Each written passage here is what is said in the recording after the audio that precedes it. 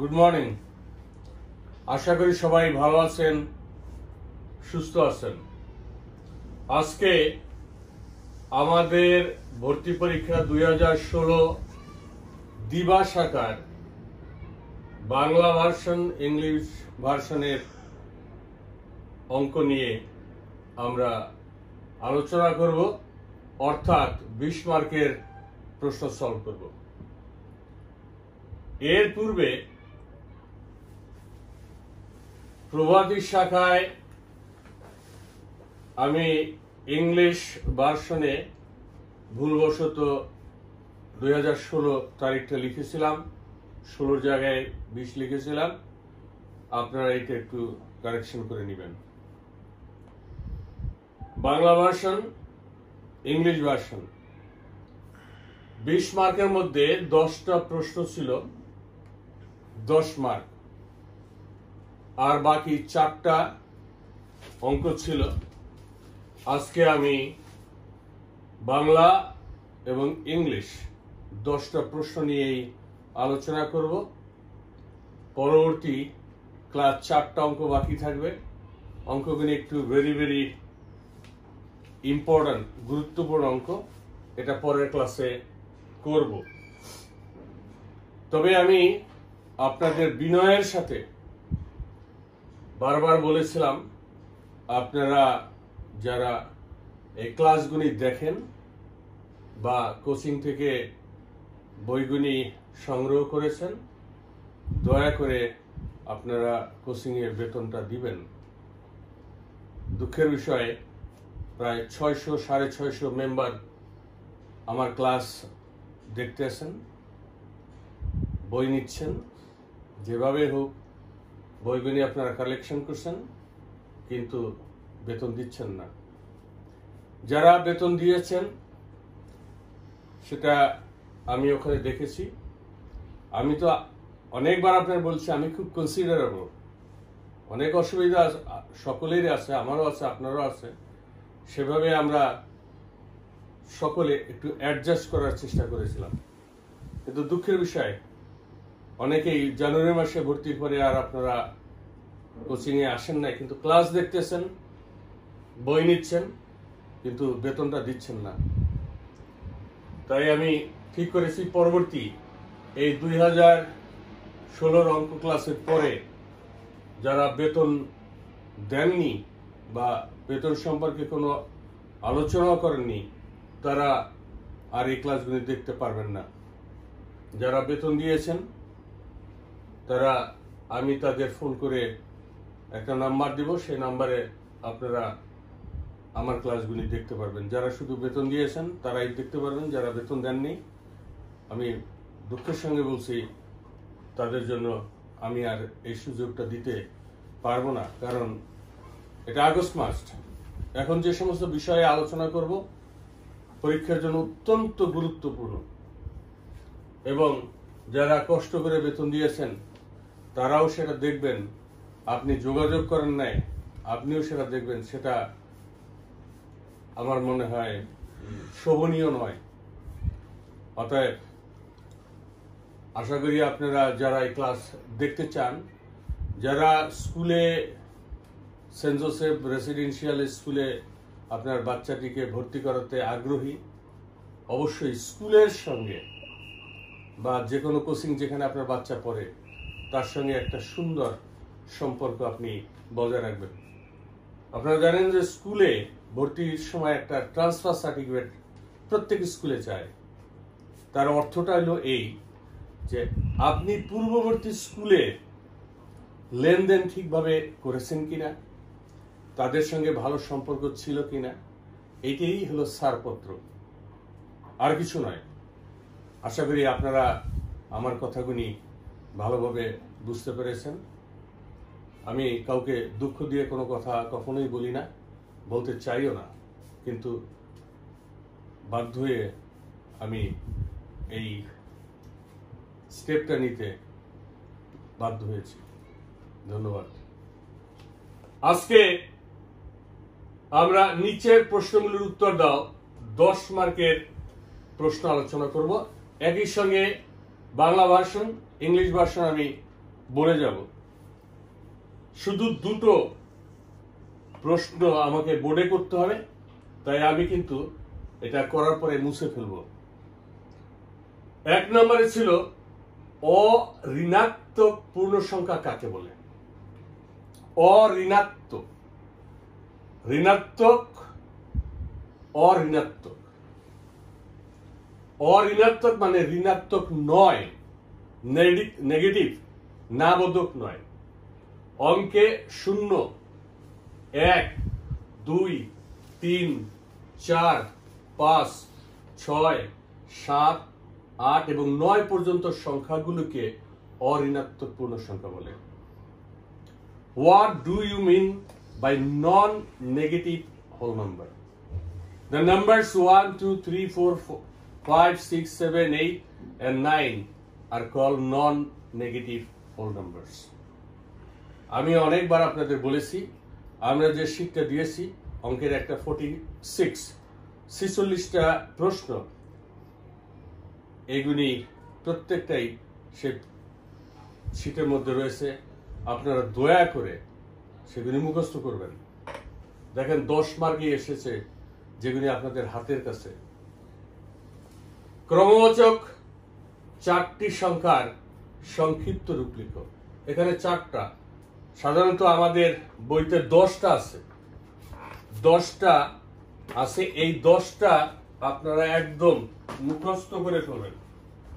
10টা আছে 13 নম্বর পৃষ্ঠায়,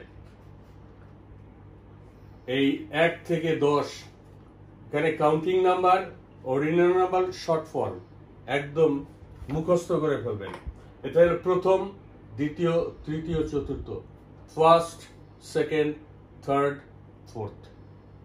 এখানে 4টা এসেছে, 6টা আসতে পারে, 10টাও আসতে পারে।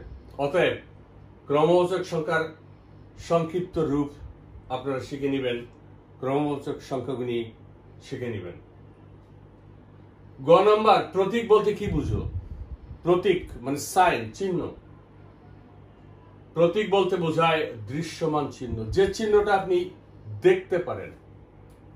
What do you understand by a symbol? A symbol means a visible sign. পাশাপাশি থাকলে বুঝতে কত সুবিধা। যারা ইংলিশ ভার্সন, ইংরেজি যদি কোনোরা বুঝতে অসুবিধার সঙ্গে সঙ্গে আপনি বাংলা ট্রান্সলেট করে দেখতে পারেন। আবার যারা বাংলা পড়তেছেন সঙ্গে সঙ্গে আপনি এটার ইংরেজিতে কি সেটা আপনি শিখে যেতে পারেন। তাহলে যে চিহ্নটা আপনি দেখতে পারেন, ভিজিবল, ভিজিবল মানে চোখ দিয়ে যেটা দেখা যায়, এই যে একটা কোশ্চেন মার্ক, এটাও কিন্তু একটা প্রতীক, আপনি দেখতে পারেন। গ্রেটার দেন, স্মলার দেন, এই সবগুলি এটা একটা প্রতীক, আপনি দেখতে পারেন। নেক্সট নাম্বার ঘ, পরিমাপের ক্ষেত্রে, পরিমাপ মানে কোনো জিনিস মাপার ক্ষেত্রে কখন মিটার, কিলোগ্রাম ও লিটার ব্যবহার করা হয়? আমি 2016 যে পরীক্ষাটা হয়েছিল এই প্রশ্নটা উল্টা দিয়েছিলেন স্যারেরা, পরবর্তীতে ক্লাসে ঠিক করেছিলেন, কিন্তু আমি একবারে ঠিক করে দিয়েছি। পরিমাপের ক্ষেত্রে দৈর্ঘ্য মাপার জন্য মিটার, ওজন মাপার জন্য কিলোগ্রাম বা কেজি, এবং তরল পদার্থের আয়তন, তরল পদার্থ দুধ, তেল, পানি, এইগুলি মাপার জন্য লিটার ব্যবহার করা হয়। Okay, number D, in case of measurement when do you use meter, kilogram and liter? To measure length we use meter, for weight we use kilogram or kg, and for volume of liquid we use liter. এখানে বাংলায় যা লিখেছি ইংলিশেও তাই লিখেছি। Next number, Bangla বর্ষপঞ্জির 12 মাসের মধ্যে কয়টি মাস 31 দিন বিশিষ্ট? বাংলায় 12 মাস, এর এবছরের আগ পূর্ব পর্যন্ত ছিল 5টা, প্রথম 5টা 31 দিন। গত বছর থেকে প্রথম 6টা মাস 31 দিন, আগে ছিল 5, এখন 6। আশ্বিন মাসও যোগ হয়েছে। In Bangla calendar, out of 12 months, how many months contain 31 days? First 6 months, প্রথম 6টা মাস। 6 নাম্বার, অনুপাত একটি ড্যাশ, এটা ছিল শূন্যস্থান। অনুপাত একটি হার, একটা থেকে আরেকটা কত গুণ বড় বা ছোট তা বোঝায়, যেমন 3:2। Ratio is a dash, ratio is a proportion. আপনি যদি প্রপোর্শন ভুলে যান, পার্সেন্টেজ দিলে হবে, যেমন 3 অনুপাত, ওটা অনুপাতের চিহ্ন 2। নেক্সট নাম্বার, একটি ঘনকের বাইরের অংশকে আমরা কি বলি? বাইরের অংশকে তল বলা হয়। আপনি দেখবেন সময় যদি আপনার কম থাকে তাহলে শুধু তল লিখে যাবেন, সম্পূর্ণ সেন্টেন্স লেখার দরকার নেই। What do we call outer part of a cuboid? Surface. Next number, আয়তক্ষেত্রের পরিসীমা। আয়তক্ষেত্রের পরিসীমা, সকালেও পরিসীমা এসেছিল একটা, বিকালে দিবাশাখায় আর একটা। পরিসীমা 2 গুণ দৈর্ঘ্য যোগ প্রস্থ। সকালে মর্নিং, সকালে এসেছিল বর্গক্ষেত্রের পরিসীমা। বর্গক্ষেত্রের 4টা বাহুই সমান, তাহলে 4 গুণ 1 বাহুর দৈর্ঘ্য, মানে 1 বাহুর দৈর্ঘ্য অথবা দৈর্ঘ্য যোগ প্রস্থ। দৈর্ঘ্য যা হবে প্রস্থ তো তাই হবে। আর এখানে আসছে আয়তক্ষেত্রের পরিসীমা হলো 2 গুণ দৈর্ঘ্য যোগ প্রস্থ। Perimeter of rectangle 2 into length plus breadth. Clear? আমি এখন নিচের দুটো করব, উপরে এখন আমি মুছবো। এটা আমি মুছবো, আশা করি আপনারা বুঝতে পেরেছেন, কারণ ঝ এবং নিয় একটু আলাদা, তাই এখানে আমি মুছবো। আশা করি আপনারা ভালোভাবে বুঝতে পেরেছেন। প্রত্যেক দিনের পড়া প্রত্যেক দিন আপনারা করবেন। প্রত্যেক দিনের পড়া যদি আপনারা প্রত্যেক দিন না করেন তাইলে কিন্তু আপনারা আগাতে পারবেন না। সেজন্য আমি বারবার আপনাদের অনুরোধ করেছি যে প্রত্যেক দিনের পড়া প্রত্যেক দিন করেন। পড়া জমিয়ে রাখবেন না, জমিয়ে রাখলে দেখা যাবে অনেক পড়া জমে গেছে কিন্তু আপনার কিছুই হচ্ছে না।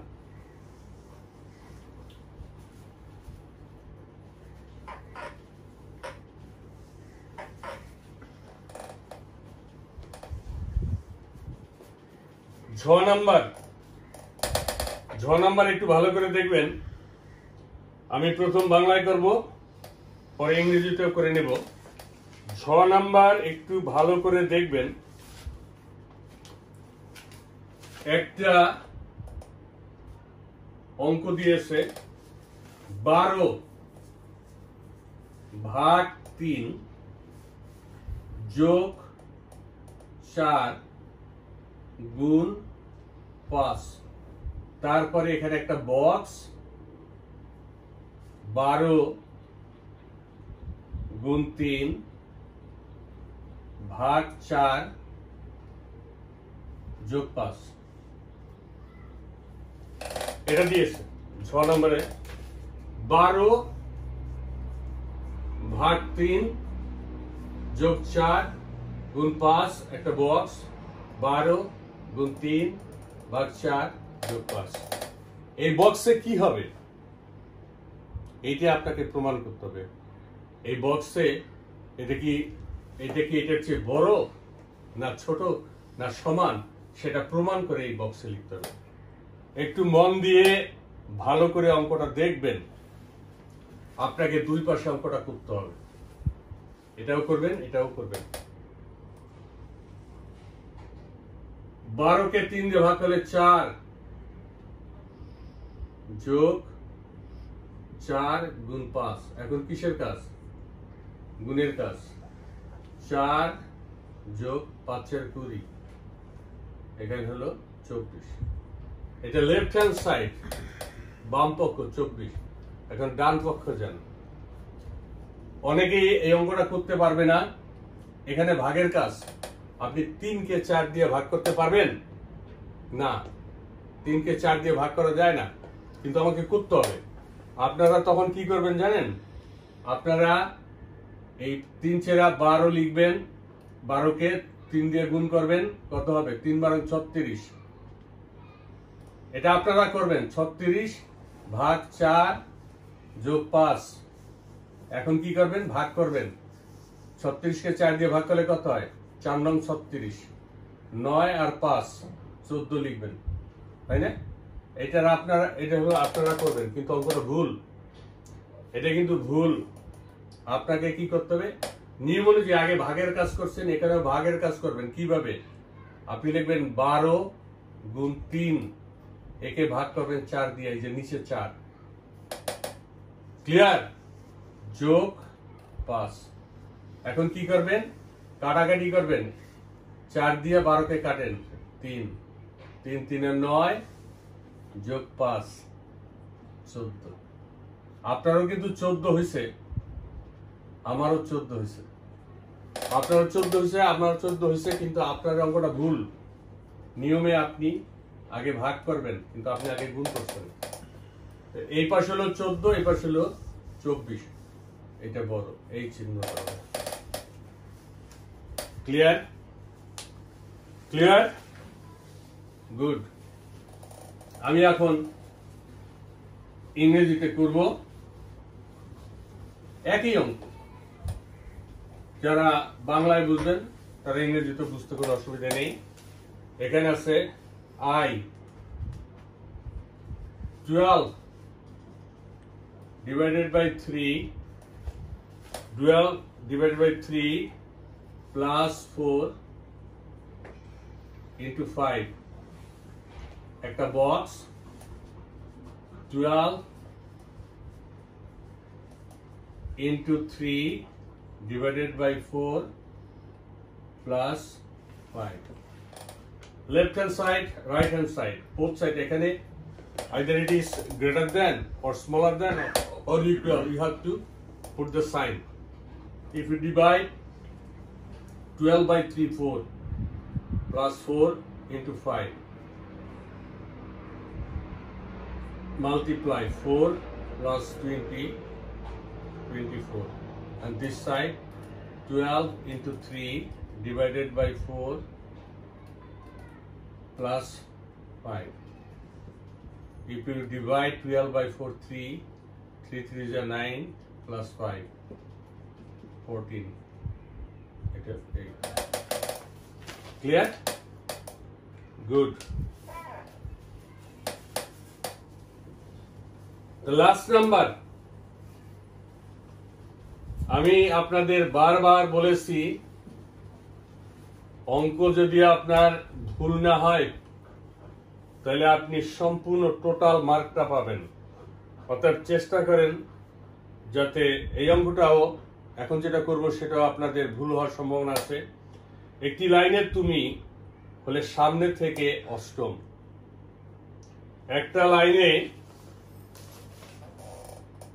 যেহেতু আপনার সময় কম, তাহলে আপনি কি করবেন জানেন? একটি লাইনে তুমি হলে সামনে থেকে অষ্টম, সামনে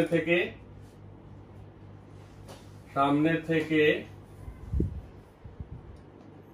অষ্টম মানে 8, এটা আপনি লিখবেন, আমি যখন লিখতেছি। এবং পিছন থেকে দ্বাদশ মানে 12, দ্বাদশ। তোমার লাইনে কতজন লোক আছে? একটা লাইনে সামনে থেকে তুমি হলে অষ্টম এবং পিছন থেকে 12, ওই লাইনে কতজন? আপনারা কি করবেন? সামনে থেকে 8, পিছন থেকে 12, সঙ্গে সঙ্গে 20 জন উত্তর লিখে দিবেন, তাই না? কিন্তু অঙ্কটা ভুল হয়ে যাবে। ওই লাইনে লোক আছে কয়জন? 19 জন। কারণ আপনাকে এখানেও আপনি আছেন, এখানেও আপনি আছেন, দুইবার করা হয়েছে, সেজন্য 1 এখান থেকে মাইনাস হবে, উত্তর হবে 19 জন। দেখেন আমি একটু আবার বলছি, একটি লাইনে তুমি হলে সামনে থেকে অষ্টম, এই একটা লাইন, এটা বইতেও লাইন দিয়ে করানো হয়েছে, সামনে, এটা সামনে, এটা পিছনে।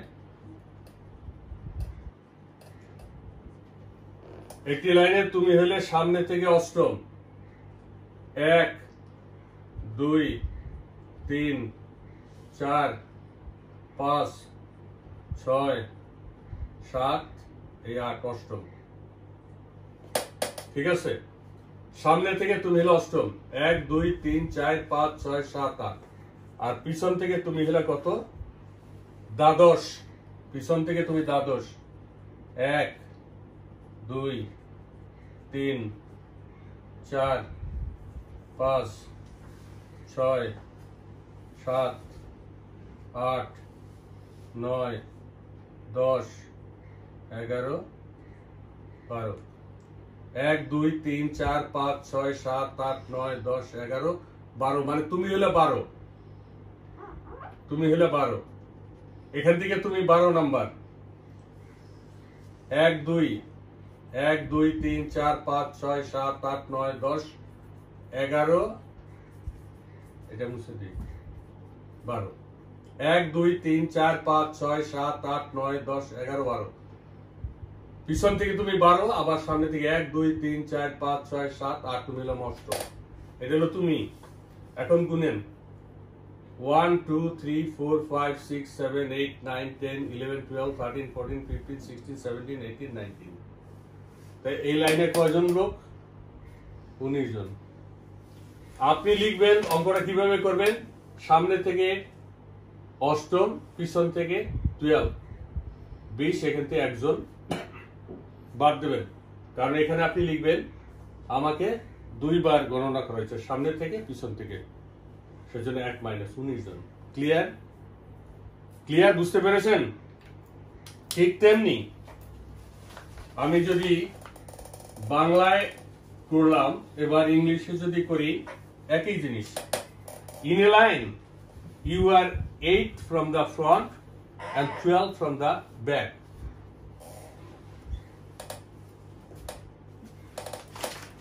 এখানে হলো ফ্রন্ট, এটা ব্যাক,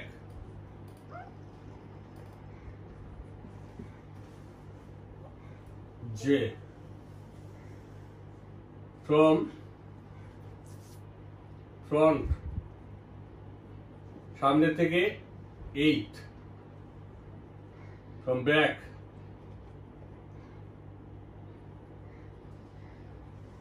12। আপনি অ্যাড করেন 12, এখান থেকে মাইনাস করবেন 1, কেন? 20 মাইনাস করবেন 1, 19, কারণ আপনাকে দুইবার, আপনি এখানেও আছেন, এখানেও আছেন। ক্লিয়ার? যেটা আমি এখানে বুঝিয়ে দিছি। এর জন্য আপনাকে সময় খুব কম পাবেন, সেই জন্য একটু তাড়াতাড়ি এগুলি বাসায় প্র্যাকটিস করবেন। একটি লাইনে তুমি এখানে কত পৃষ্ঠায় আমাদের আছে এগুলি? এগুলি কিন্তু বইতে আছে, কিন্তু যে অঙ্কটা এসছে সেটা বইতে নাই। বই একটু ভালো করে দেখবেন, বইতে এই প্রত্যেকটা জিনিসেই আসছে বই থেকে, কিন্তু আমরা বইটা ভালো করে পড়ি না, তাই এগুলি আমরা দেখতে পারি না। লাইনের প্রত্যেকটা অঙ্কই বইতে খুব সুন্দর করে দেওয়া আছে, আপনারা এই যে দেখেন, দাগ দিয়েও দিচ্ছে 14 পৃষ্ঠায়। আমি যেভাবে করেছি সেইভাবে এখানে দাগ দিয়ে দিচ্ছে যে কত নম্বর একটা লাইনে তুমি হলে সামনে থেকে অষ্টম, পিছন থেকে দ্বাদশ, ওই লাইনে কতজন ছাত্র আছে। আপনারা সাধারণত 8 এবং 12 লিখে প্লাস করে 20 লিখে দেন, কিন্তু আপনাকে যে দুইবার গণনা করেছে সেটা আপনারা দেখেন না। ক্লিয়ার? আশা করি আপনারা বুঝতে পেরেছেন।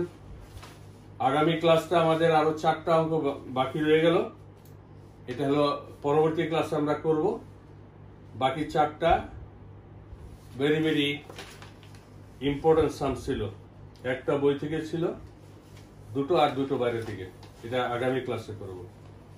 ভালো থাকবেন, সুস্থ থাকবেন, বারবার হাত ধুবেন এবং বাবা মার কথা শুনবেন। প্রত্যেক দিনের পড়া প্রত্যেক দিন করবেন।